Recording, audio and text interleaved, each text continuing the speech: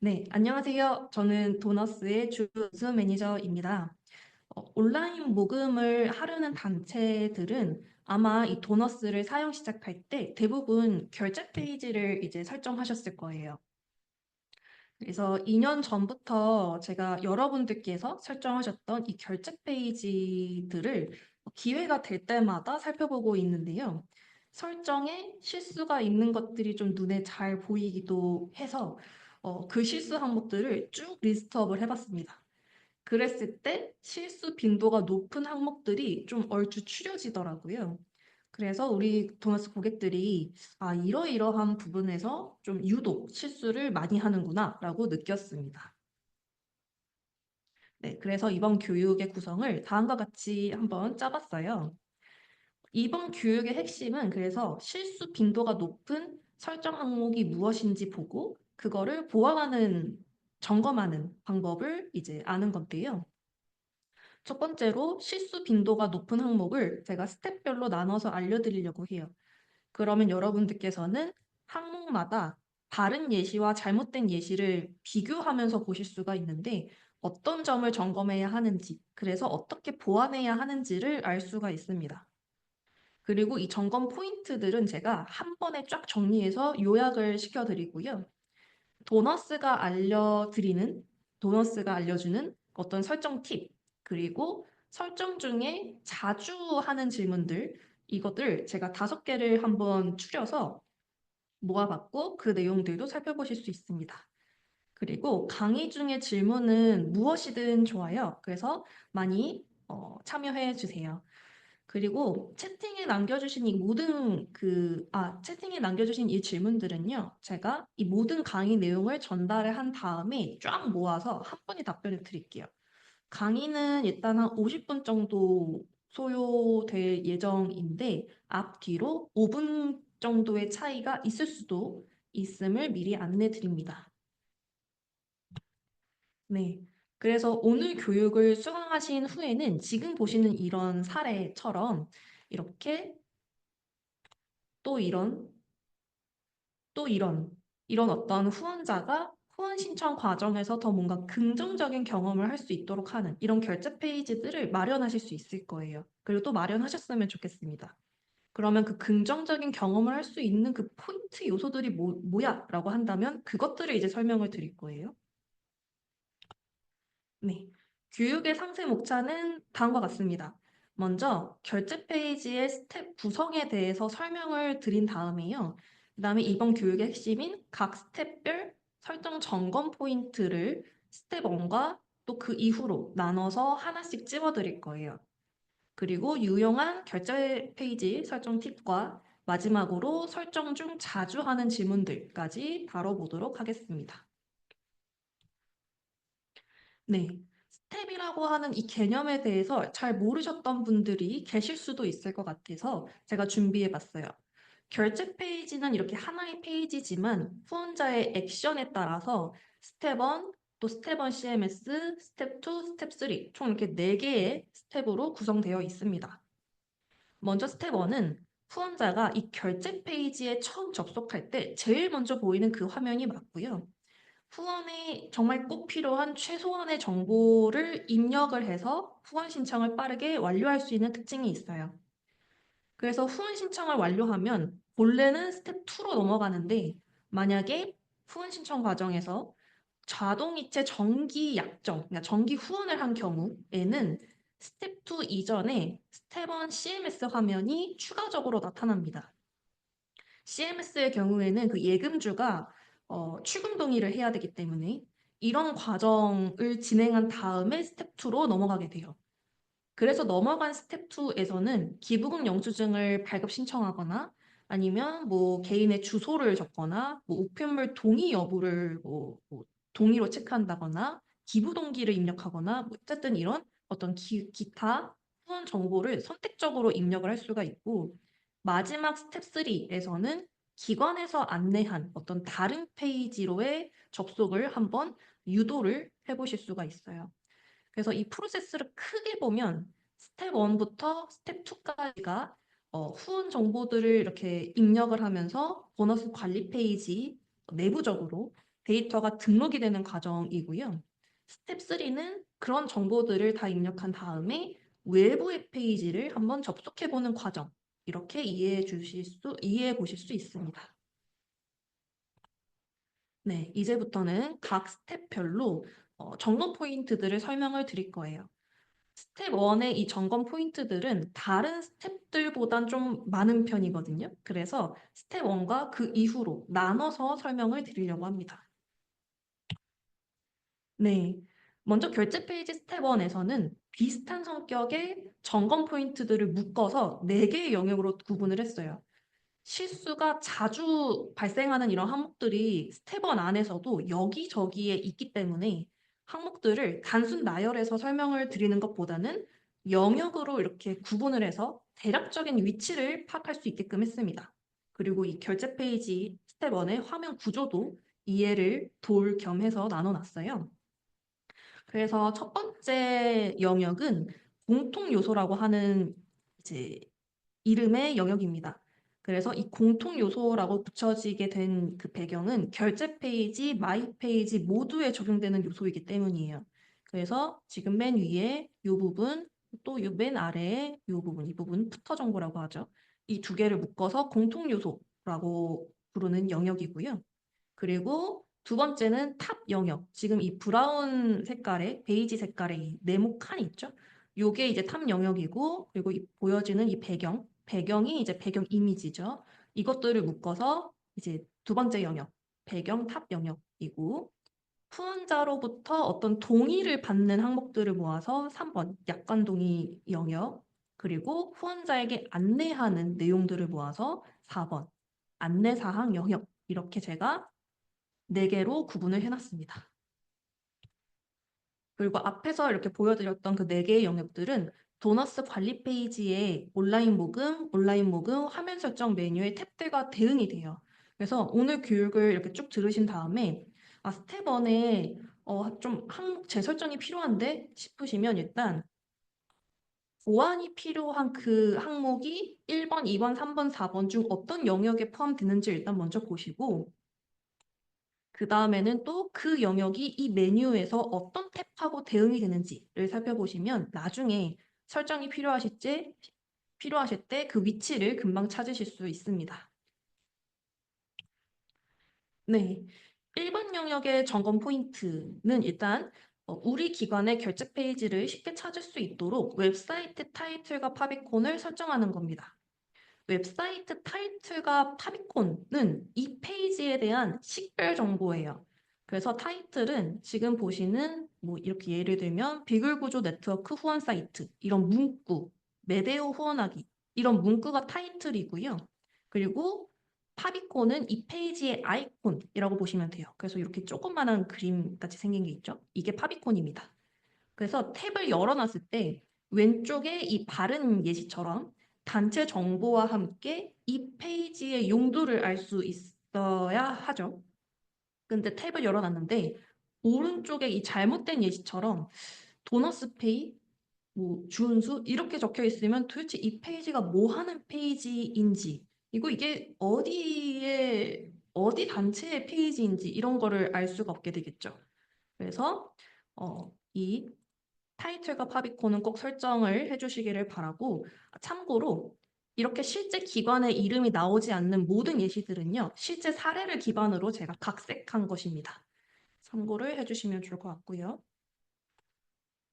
이렇게 설정한 이런 타이틀, 파비콘은 그 브라우저 탭에서만 나타나는 것뿐만 아니라 검색 결과, 방문 기록, 북마크에도 노출이 됩니다. 그래서 만약에 타이틀과 파비콘을 설정하지 않는다면 이 세 화면에서 그 페이지가 어떤 페이지인지 식별하기가 어려워지겠죠. 파비콘과 관련해서 제가 추가 팁을 드리면요. 파비콘은 정말 정말 작은 사이즈의 이미지예요. 그래서 16픽셀, 16픽셀의 정사각형 이미지거든요. 그러다 보니까 복잡한 것보다는 정말 단순, 심플한 게 좋습니다. 그리고 지금 보시는 이미지처럼 저런 어떤 환경 설정은 그러니까 배경의 색깔 있죠? 저게 지금은 저렇게 검정색의 예시를 들어놨는데 흰 바탕일 수도 있고요. 또 뭐 회색 바탕일 수도 있고 색깔은 정말 다양할 수가 있거든요. 그렇기 때문에 저 배경 색깔까지 고려를 해서 파비콘을 준비해 주시면 좋겠죠. 파비콘의 색깔이 검은색이고 배경이 투명 색깔이라면 사실 지금 보시는 이 예시 이미지처럼 검은색 배경일 때는 약간 묻혀 보일 수도 있기 때문에 뭐 그럴 때는 뭐 배경을 투명 처리하는 게 아니라 흰색 처리한다면 보다 더 잘 보이겠죠? 뭐 이런 식으로 배경의 색깔을 고려하셔서 파비콘을 준비하시기를 권장드리고요.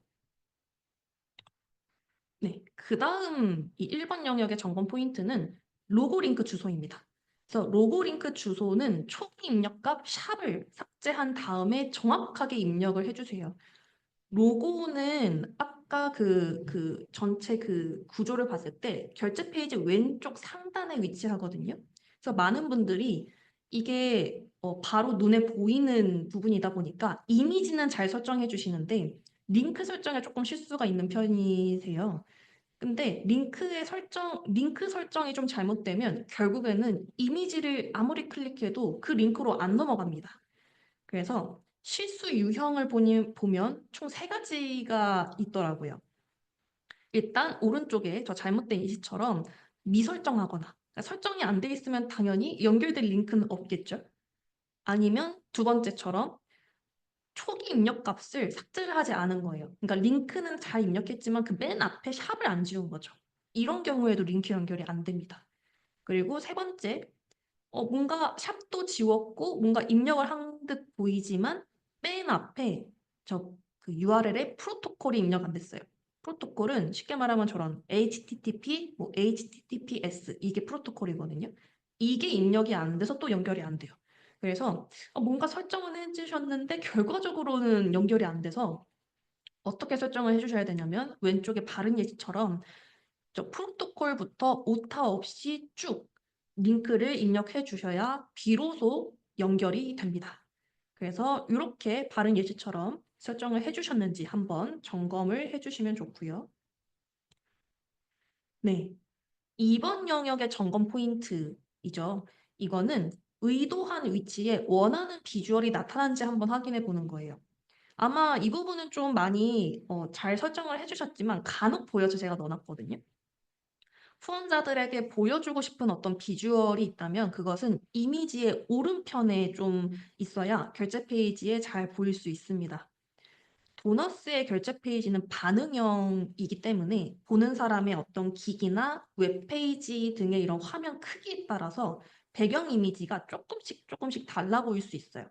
달라 보인다는 의미는 뭐 지금 예시를 보면 저 어떤 뭐 사람 주변에 말풍선들이 있는데 그 말풍선이 살짝 이렇게 가려져 보인다든가 이런 형식으로 좀 다르게 보일 수 있어요. 근데 그런 어떤 저런 이미지, 그 비주얼들이 왼편으로 아예 쏠려 있으면 지금 저 잘못된 예시처럼 탐욕역이나 아니면 뭐 입력 영역에 다 가려져 버려요. 그래서 이때는 사실 뭐 보는 사람의 화면 크기와 상관이 없이 그냥 안 보이게 됩니다. 저 의도한 비주얼이 안 보이게 돼요. 그래서 후원자에게 좀 보여주고 싶은 어떤 그런 비주얼이 있다면 다른 예시처럼 오른편에 나타나게끔 저 배경 이미지를 만드셔서 업로드를 해주시기를 바랍니다. 네. 3번 영역의 점검 포인트를 설명드리기에 앞서서 개인정보보호법의 내용부터 한번 짚고 넘어가 볼게요. 개인정보보호법 제30조 제2항에 의거해서 후원자에게 개인정보 처리 방침을 반드시 공개를 해야 합니다. 법령 내용을 좀 자세히 살펴보면 지금 저기 맨 아랫부분에 길게 처리를 해놨죠, 제가. 개인정보 처리자가 개인정보 처리 방침을 수립하거나 변경하는 경우에는 정보 주체, 그러니까 그 정보를 갖고 있는 사람, 후원자겠죠, 이 경우. 그쵸? 우리의 경우에는 후원자겠죠? 후원자가 쉽게 확인할 수 있도록 대통령령으로 정하는 방법에 따라 공개하여야 한다라고 이제 저 내용을 확인할 수가 있는데 그러면 저 때 대통령령으로 정하는 방법이란 또 제가 말풍선으로 해놨죠. 저 중에서 노란색 배경 처리해 주신 부분을 보시면 되는데 조금 요약을 해서 설명을 드리면 개인정보 보호법 시행령에 따라서 인터넷 홈페이지에 지속적으로 게재를 하거나 그게 어렵다면 뭐 사업장, 아니면 신문, 일간 신문, 아니면 간행물이나 소식지, 아니면 계약서 이런 어떤 것들을 통해서 공개를 해야 한다라고 말하고 있어요. 그래서 이 법령에 의거해서 점검할 포인트는 바로 개인정보 처리 방침의 내용을 직접 입력하시거나 아니면 페이지 링크를 연결했는지 확인하는 겁니다. 그래서 이 항목이 제가 그 실수 항목들을 쭉 리스트업 해봤을 때 가장 많이 누락하는 설정 베스트 1이에요. 이거를 가장 많이 실수하시더라고요. 근데 과연 이걸 실수라고 할 수 있을까는 저도 잘 모르겠어요. 사실 누락의 경우를 되게 많이 봐서 정확한 이유는 모르겠지만 이 누락을 하는 경우를 좀 많더라고요. 그래서 왼쪽처럼 개인적 처리 방침의 내용을 직접 입력을 하시든 아니면 저 내용을 확인할 수 있는 페이지 링크를 연결을 하시든 후원자가 결제 페이지에서 저 내용을 확인할 수 있도록 꼭 설정을 해주세요. 그래서 설정이 되지 않았을 때 어떤 그런 법적 책임, 그런 어떤 권한, 이거는 이용기관에게 있는 점을 제가 말씀을 드립니다. 네. 마지막 네 번째 영역, 그 안내사항 4번 영역이죠. 저기서 점검할 포인트는 우리 기관의 맞춤 청구 정책을 설정했다면 결제 페이지에 그 맞춤 청구 정책의 내용을 안내하는 거예요. 여기서 청구 정책이라는 그 용어가 약간 낯선, 조금 어려운 분들을 위해서 간단하게 설명을 드리면 청구 정책은 어떤 약정을 언제 청구할까를 정하는 일종의 결제 규칙입니다. 그래서 도너스에는 이게 표준 청구 정책이 기본 설정이 되어 있고 지금 잘못된 예시의 이미지처럼 저렇게 저 안내사항도 표준 청구 정책에 맞게 기본 설정이 다 되어 있어요. 근데 자동 청구 설정 신청서라는 걸 제출을 하면 우리 기관의 맞춤 청구 정책을 적용시킬 수가 있거든요. 그래서 저거를 제출해서 맞춤 청구 정책이 설정됐는데 결제 페이지 안내 사항은 수정되지 않은 경우도 종종 있었어요.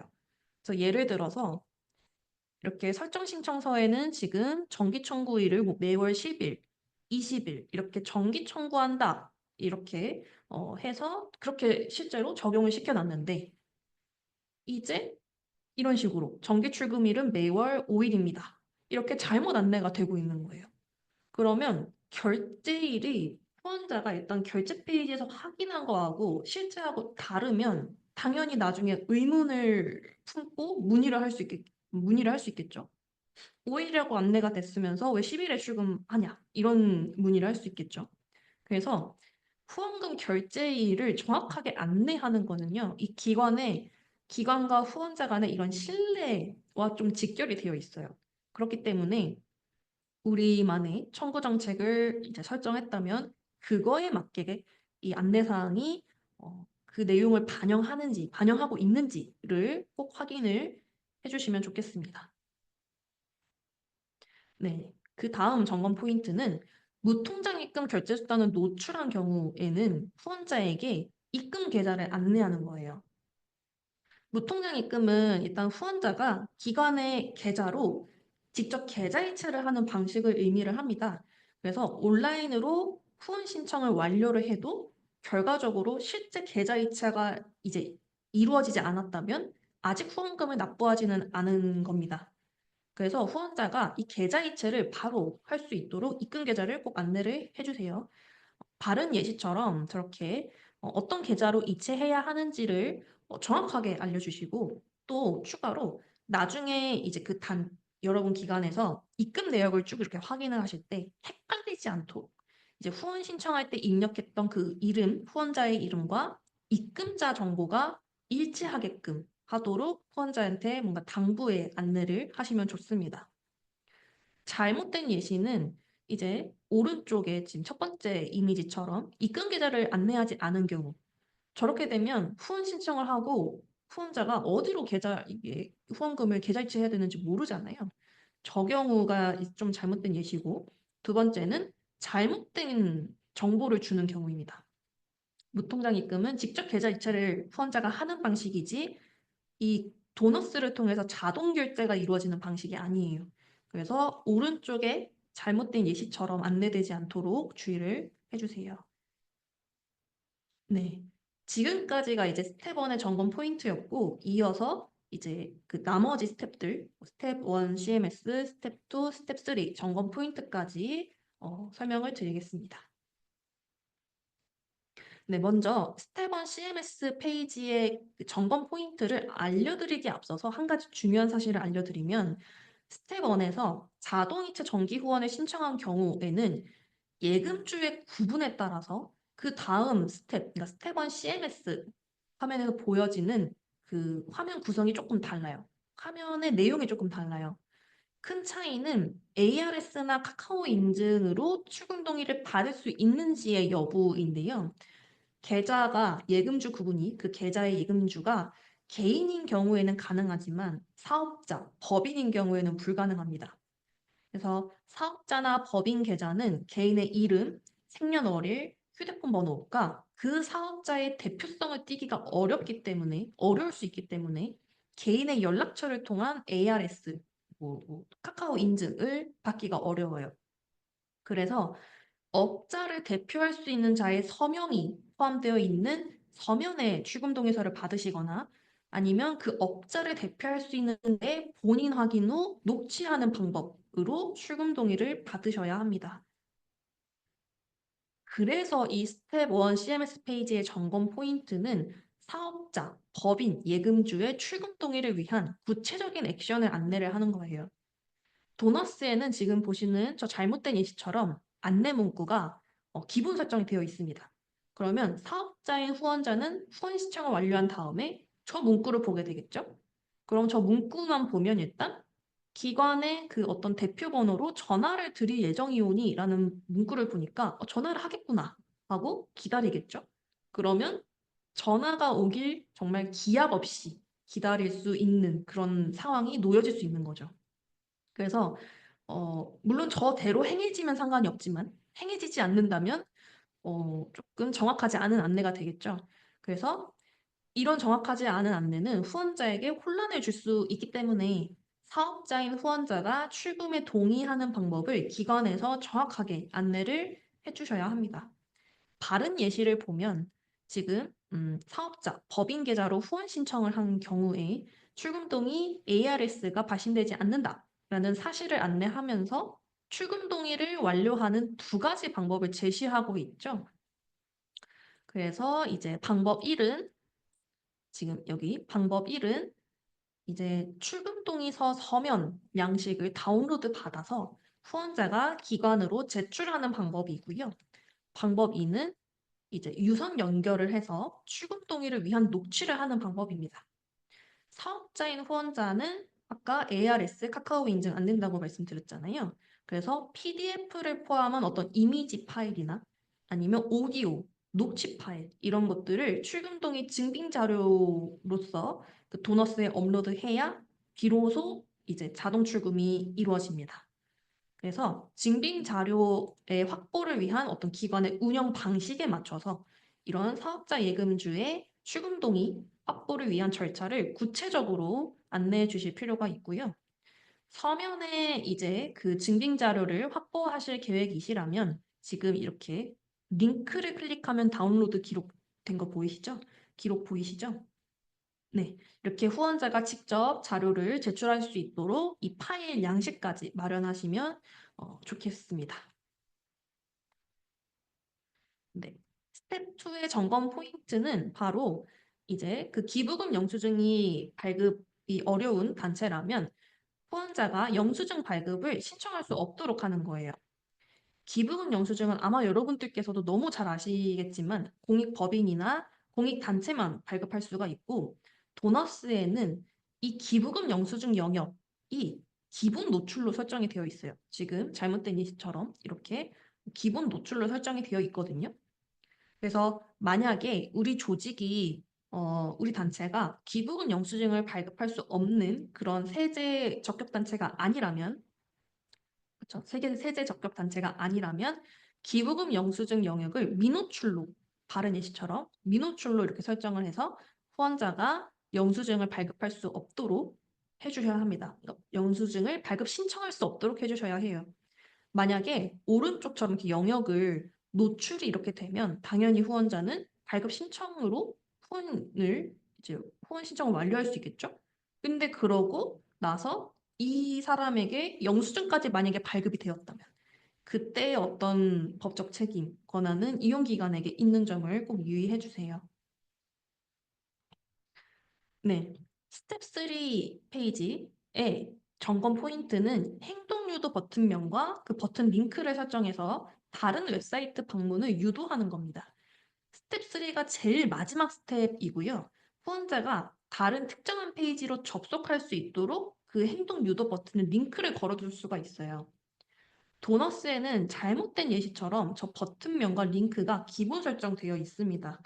이 상태에서는 유도 버튼을 눌렀을 때, 행동 유도 버튼을 눌렀을 때 아래에 저 반복 영상처럼 클릭하면 네, 저렇게 결제 페이지가 새로 고침돼서 나타나요. 만약에 별도의 설정을 하지 않으셨으면 그래서 바른 예시처럼 버튼명과 뭐 버튼 링크를 이렇게 설정을 하셔서 후원자가 다른 페이지를 자연스럽게 접속할 수 있도록 한번 유도를 해보세요. 꼭 마이 페이지일 필요는 없습니다. 다른 페이지여도 상관이 없어요. 참고로 이 버튼명과 링크 이거를 공란으로 두면 이 버튼이 없어지나요? 라고 한다면 그렇진 않아요. 이 버튼 자체는 사라지진 않고 지금 조금 작긴 하지만 이 문구 옆에 조그맣게 화살표가 있거든요. 이 화살표만 남게 되고 이 화살표에 링크가 이제 걸어져 있는데 이 링크를 클릭하면 결국에는 잘못된 예시처럼 결제 페이지가 새로 고침됩니다. 네, 한번 참고차 알려드렸고요. 네, 이렇게 지금까지 다루었던 점검 포인트들을 하나하나씩 한번 이제 한 번에 요약 정리를 한번 해볼까요?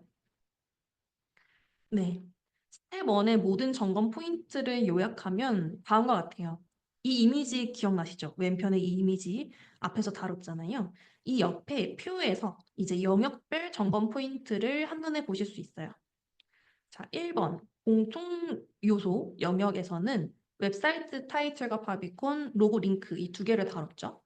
그래서 이제 페이지 식별을 위해서 웹사이트 이 타이틀과 파비콘을 설정하는 것을 다뤘고 추가로 파비콘 같은 경우는 유저마다 배경 색깔이 다를 수 있기 때문에 그 점을 고려해서 이미지를 준비하시면 좋겠다. 이 얘기를 드렸고 로고 링크는 초기 입력값 샵을 삭제한 다음 프로토콜부터 링크 주소를 정확하게 입력하셔야 이미지를 클릭했을 때 그 링크로 넘어간다. 이 얘기를 말씀드렸죠.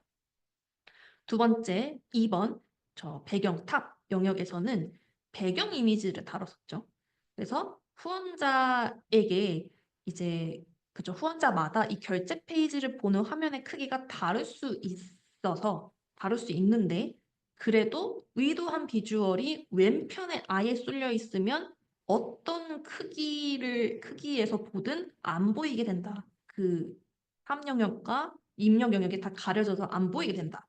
그래서 의도한 비주얼은 이미지의 오른편에 오도록 이제 준비를 하셔라 라고 말씀을 드렸고요.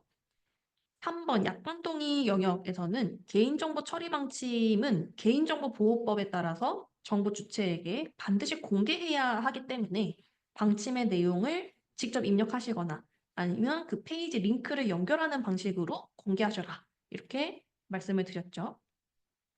그리고 4번의 이 그쵸. 4번의 이 안내사항 영역에서는 두 개를 다뤘었죠. 정기 후원을 할 때 이 안내사항에서는 도너스의 표준 청구 정책의 내용이 기본 안내가 되어 있기 때문에 우리 기관의 맞춤 청구 정책을 설정했다면 그에 따라서 안내사항도 그거에 맞게 정확하게 안내를 해주셔야 합니다. 그리고 일시 후원을 할 때에는요. 그 안내사항에는 무통장 입금의 입금 계좌를 안내를 해주시고 그리고 추가로 후원자의 이름과 그리고 입금자의 이름을 동일하게 하도록 뭔가 당부하는 말까지 전하면 좋았죠. 네. 스텝 1 이후의 모든 설정 점검 포인트, 모든 점검 포인트를 요약하면 다음과 같습니다. 스텝 1 CMS 페이지에서 다룬 거는요. 사업자 예금주의 출금 동의였죠. 그래서 사업자의 경우에는 서면 혹은 녹취로만 출금 동의를 받아야 하기 때문에 후원자가 뭘 해야 하는지 뭐 아니면 우리 기관이 뭘 할 것인지 이런 어떤 구체적인 액션을 안내하는 것이 중요했어요. 그리고 서면으로 출금 동의를 좀 받고자 하실 경우에는 사업자인 후원자가 저 출금 동의서를 직접 제출할 수 있도록 그 양식을 준비하시는 것을 좀 권해드렸고, 스텝 2 페이지에서는 기부금 영수증 영역을 발급할 수 없는 단체라면 저 영수증 그 발급 신청 영역을 미노출로 설정을 해 주셔라 말씀을 드렸고요. 마지막 스텝 3 페이지에서는 행동 유도 버튼명을 입력하고 후원자가 추가 방문을 하길 바라는 그런 웹페이지 링크를 연결하는 것까지 다뤘습니다. 네. 다음으로는 유용한 결제 페이지 설정 팁에 대해서 다뤄볼게요. 결제 페이지 설정을 더 효율적으로, 더 효과적으로 하는 방법 세 가지를 제가 알려드리려고 합니다. 네, 첫 번째 팁. HTML 태그를 활용하면 중요한 내용을 시각적으로 강조할 수가 있어요. HTML을 어디서만 들어본 것 같긴 하지만 그래도 잘 모르겠다 하시는 분들을 위해서 비유적으로 간단하게 설명을 드리면 저 HTML이 하이퍼텍스트 마크업 랭귀지로 알고 있어요. 뒤에가 랭귀지로 끝나거든요. 그래서 저거는 웹페이지를 만들 때 사용하는 언어라고 이해해 주시면 됩니다.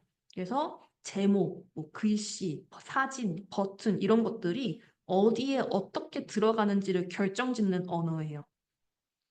근데 HTML 태그는 뭐냐라고 한다면 방금 말씀드렸던 그 제목, 글씨, 사진, 버튼 이런 것들을 구현하고자 하는 대로 효과를 주는 일종의 도구와 같아요.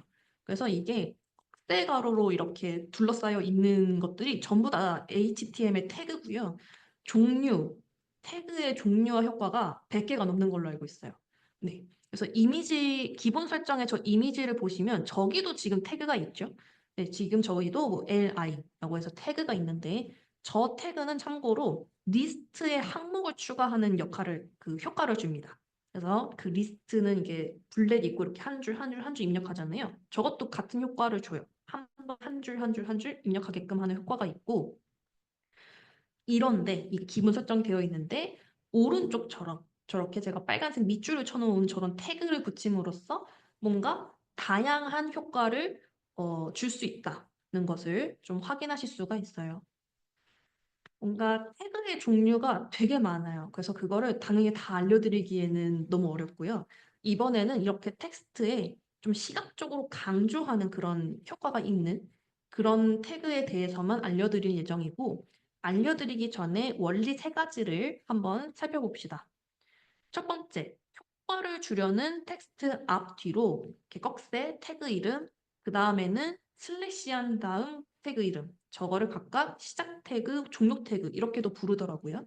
그래서 텍스트 앞 뒤로 저렇게 각각 시작과 종료 태그를 입력해 주셔야 되고요. 여러 개의 HTML 태그를 입력해서 그 텍스트의 여러 효과를 중첩시킬 수도 있어요. 다만 이때 중요한 거는 텍스트 앞에 입력했던 이 시작 태그들의 역순으로 종료 태그를 입력하는 겁니다. 그리고 세 번째에는 긴 텍스트를 입력하는 모든 입력 항목에 활용이 가능해요.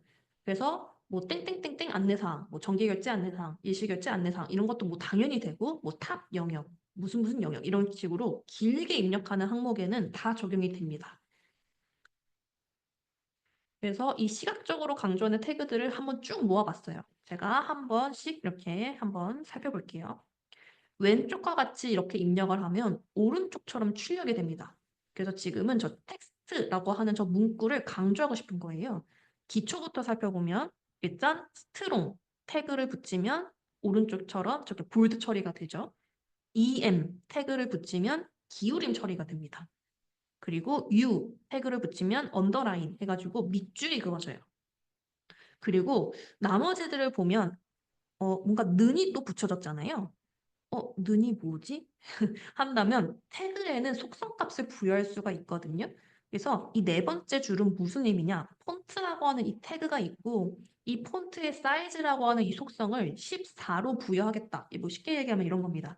그래서 쉽게 말하면 그냥 크기를 늘리겠다, 뭐 줄이겠다. 이런 어떤 크기 값을 얘기를 하는 거예요. 그래서 지금 다 이게 10포인트거든요. 그래서 이걸 14로 하겠다라고 했더니 지금 미묘하게 커진 것을 확인하실 수가 있죠. 이 출력에서.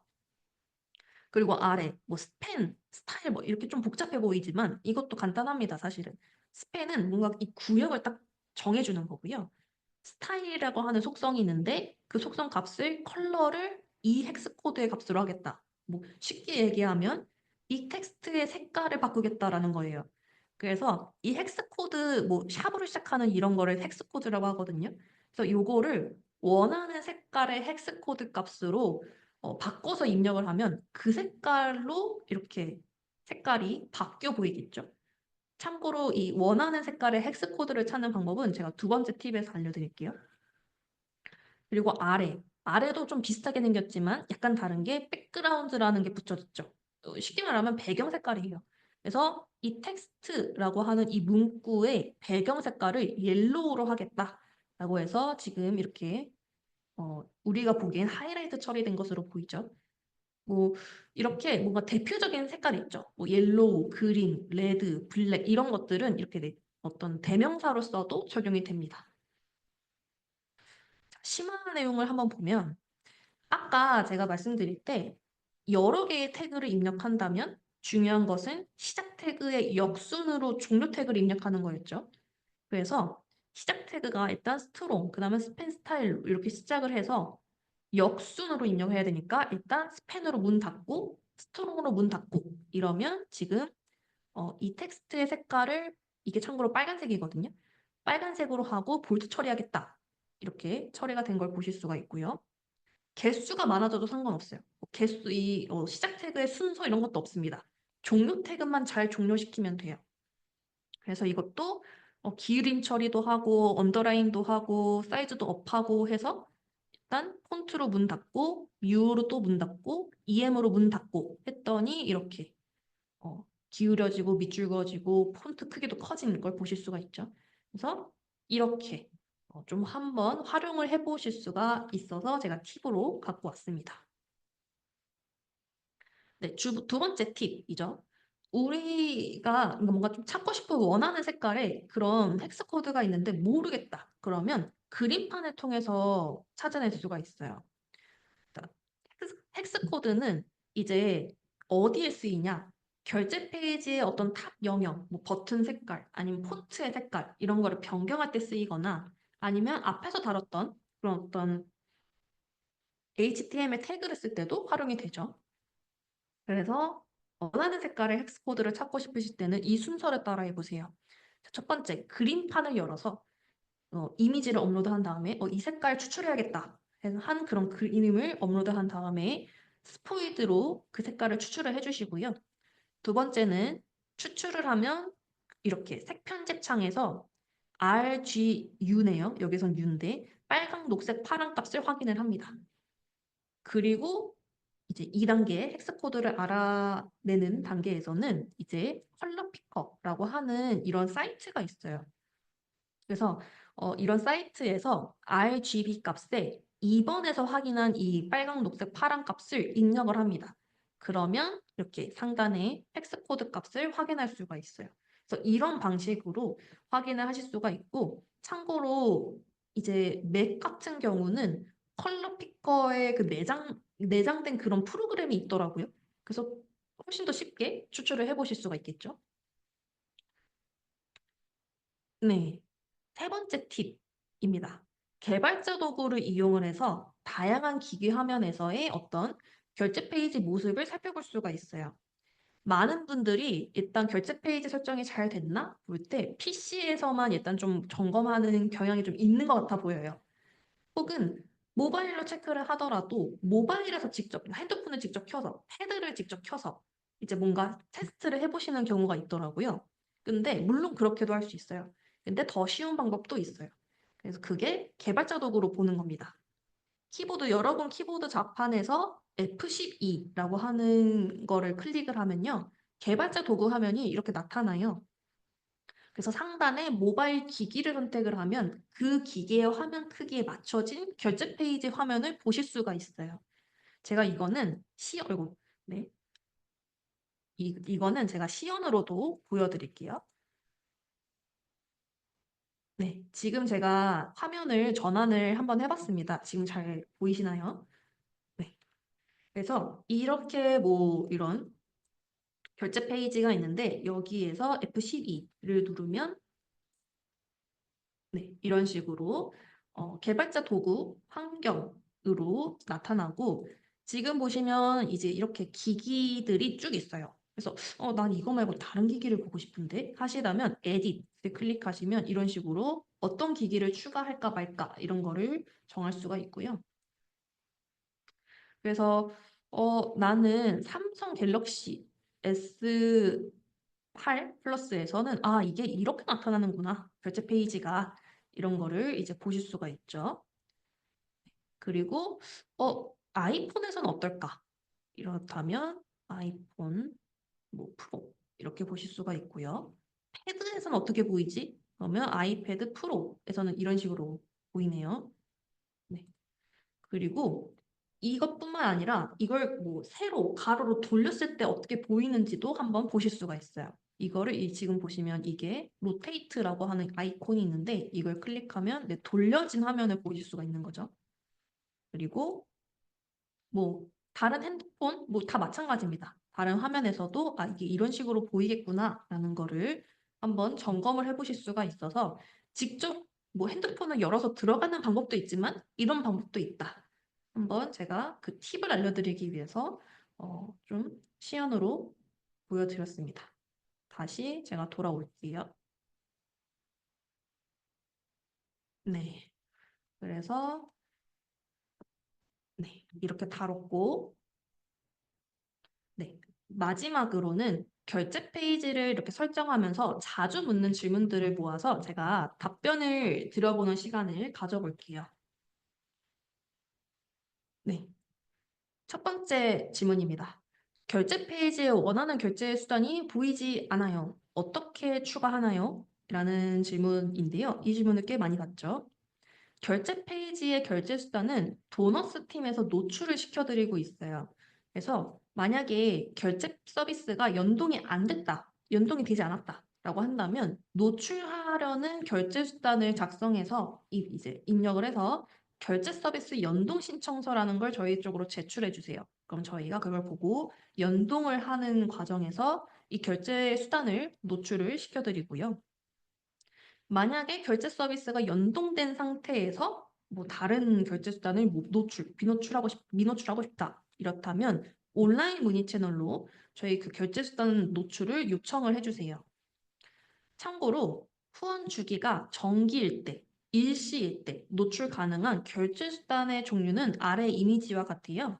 그래서 금융결제원 CMS 결제 서비스를 연동을 하면 지금 정기에 저 자동이체라고 하는 결제 수단이 노출이 되고요. 나이스페이 피지를 연동을 하면 정기에 저 신용 체크카드 그리고 일시에 무통장 입금을 제외한 나머지 결제 수단들이 이제 노출이 가능합니다. 이제 무통장 입금 같은 경우는 결제 서비스 연동과 관계없이 노출이 되어 있어요. 그래서 그 점을 참고를 해주시면 좋을 것 같고요. 네, 두 번째 문의입니다. 결제 페이지의 후원 주기와 후원 금액을 어떻게 변경하나요? 라는 문의도 꽤 많이 받죠. 결제 페이지에 나타나는 그런 어떤 후원 주기, 후원 금액은 모금 상품에 대한 정보예요. 모금 상품이 뭐지? 모금 상품은 후원자가 선택할 수 있는 후원 상품을 의미를 하거든요. 그래서 결제 페이지에 어떤 모금 상품을 노출시킬지 말지 이런 것들을 결정하실 수가 있어요. 그런 것들은 기초정보, 약정 납입, 모금 상품 메뉴에서 모금 상품별로 설정을 하실 수가 있고 이때 기부 방식, 금액도 다르게 설정하실 수가 있어요. 그래서 예를 들어서 방과후 학교 데이터 교육 지원이라고 하는 이 모금 상품이 있는데 여기에 기부 방식은 정기, 일시 둘 다 체크가 되어 있죠. 그리고 정기일 때는 10,000원, 20,000원, 30,000원, 뭐 일시일 때는 뭐 이렇게 다르게 금액도 이제 설정을 하고 난 다음에 결제 페이지에서 보면 일단 후원 주기가 이제 이 모금 상품을 결제 페이지에서 선택을 했을 때 정기, 일시 모두 나타나죠. 둘 다 체크가 되어 있으니까요. 그리고 정기를 클릭하면 10,000원, 20,000원, 30,000원 이렇게 설정한 대로 그대로 나타나죠.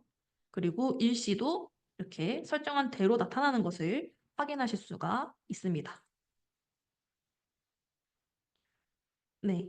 세 번째 자주 묻는 질문은 도너스에서 개인정보 처리 방침의 표준 양식을 제공하나요? 라는 질문입니다.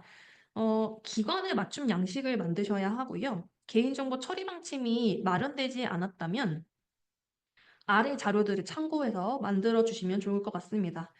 그래서 개인정보보호위원회에서도 개인정보 처리 방침의 작성 지침을 별도로 이렇게 만들어서 공개를 하고 있어요. 이 내용이 굉장히 자세하더라고요. 각 항목들에 어떤 내용이 들어가야 하는지 이런 것들을 되게 이렇게 상세하게 써 놓은 지침이라서 도움이 되실 것 같고요. 그리고 도너스 홈페이지에서도 다른 기관의 결제 페이지들에서 개인정보 처리 방침의 어떤 내용을 한번 참고해 보실 수 있겠습니다. 네. 네 번째 문의예요. 이제 테마는 무엇이고 어디에 활용이 되나요? 라는 문의인데요. 일단 테마라고 하는 거는 일종의 결제 페이지 컨셉입니다. 그래서 기관의 어떤 모금 캠페인에 최적화된 그런 결제 페이지를 만들고자 할 때 활용하실 수가 있어요. 앞에서 다뤘던 공통 요소 기억나시죠? 뭐 웹사이트 타이틀, 파비콘, 뭐 푸터 정보 뭐 이런 것들 있잖아요. 그리고 CMS 원 그쵸. 스텝 1 CMS 페이지의 어떤 뭐 출금 동의, 뭐 안내사항 이런 것들을 제외한 나머지의 모든 항목들은 다 테마별로 커스텀 설정을 할 수가 있어요. 그래서 테마에 코드를 부여를 하고 결제 페이지 URL 뒤에 그 테마 코드 파라미터를 붙이면 캠페인 맞춤형 결제 페이지를 생성하실 수가 있거든요. 그래서 이 온라인 모금 화면 설정, 테마 목록을 한번 보시면 도너스 후원하기라고 하는 게 지금 기본으로 이렇게 설정이 되어 있고, 네, 지금 도너스 후원하기가 이렇게 기본으로 설정되어 있고, 그리고 나무 청구루 심기 캠페인, 그리고 뭐 사육 꼬맥의 새 삶을 캠페인이라고 하는 테마를 만들어 둔 거예요. 이 테마는 각각 뭐 배경 이미지, 안내 사항, 뭐 어떤 특정 항목은 뭐 미노출 처리, 뭐 이런 식으로 커스텀 설정을 한 거고요. 그게 커스텀 설정을 한 다음에 각각 B002, B003이라는 테마 코드를 부여했습니다. 그래서 이 파라미터라고 하는 거는 쉽게 얘기를 하면 특정 값을 그러니까 결제 페이지에서 어떤 특정 값을 고정하거나 지정할 수 있도록 하는 기능이에요. 그중에 빔이라고 하는 이 파라미터가 있는데 이거는 테마 코드를 지정하는 역할을 합니다. 그래서 이렇게 쭈루룩 쭈루룩 기존의 그 결제 페이지 URL 뒤에 빔이라고 하는 파라미터를 붙여서 B002라는 테마 코드를 지정했을 때 그리고 B003이라는 테마 코드를 지정했을 때 각 테마에 맞게 커스텀 설정된 결제 페이지가 만들어지는 거예요. 그래서 특별 캠페인을 하거나 아니면 특정 사업 분야에 대한 결제 페이지가 따로 뭔가 필요할 때 뭔가 그거에 맞는 결제 페이지가 별도로 필요할 때 이 테마를 유용하게 활용하실 수가 있습니다. 네, 마지막 질문이에요. 주소 정보를 필수 입력하게끔 할 수 있나요? 라는 질문인데요. 주소 항목의 경우에는 네, 필수 입력 설정이 가능합니다. 그래서 아래 이미지를 보시면 이렇게 주소, 자택 항목을 이렇게 옆에 보시면 필수 입력 체크 칸이 있는데 체크로 설정을 하고 하면요. 그 다음에 이 결제 페이지 스텝 2에서 주소를 입력하지 않고 완료하기 버튼을 클릭했을 때 이렇게 주소를 입력해 주세요 라고 하는 메시지가 나타나요. 근데 하지만 만약에 주소를 입력하지 않은 채로 그냥 이 스텝 2 페이지를 창을 닫아버려요. 뭐 이탈을 해요. 그렇게 됐을 때는 주소 데이터는 수집이 되지 않습니다. 그리고 이 스텝 2에 있는 주소를 뭐 스텝 1으로 못 바꾸나요? 라고 한다면 못 바꿉니다. 그래서 스텝 2에 있는 이런 어떤 항목들을 스텝 1, 뭐 스텝 3 이런 어떤 다른 스텝들로의 위치 조정은 어려운 점을 참고해 주세요. 네, 여기까지가 제가 이제 준비한 교육 내용이에요. 딱 50분이네요. 네. 오늘 다룬 내용이 이제 그 결제 페이지 설정에 도움이 되셨으면 좋겠고, 이번 기회에 이제 우리 단체의 결제 페이지 상태를 한번 점검해 보고, 또 보완까지 해보시는 그런, 그 시간을 가져보셨으면 좋겠습니다. 설정 중에 궁금하신 점은 이제 온라인 지식 창고를 통해서 문의를 남겨주시고요. 강의가 이제 끝나는 시간에 맞춰서 아마 메시지가 발송되었을 텐데 메시지나 아니면 채팅창에 올라오는 그런 링크를 통해서 오늘 강의 만족도 조사에 참여해 주시면 감사드리겠습니다. 만족도 조사에 참여해 주시면 그 피드백을 취합해서 다음 교육 준비에 정말 큰 도움이 되거든요. 네, 그래서 만족도 조사까지 해주시면 좋을 것 같고 부탁드리고 그러면 다음 교육에서 찾아뵙겠습니다. 감사합니다.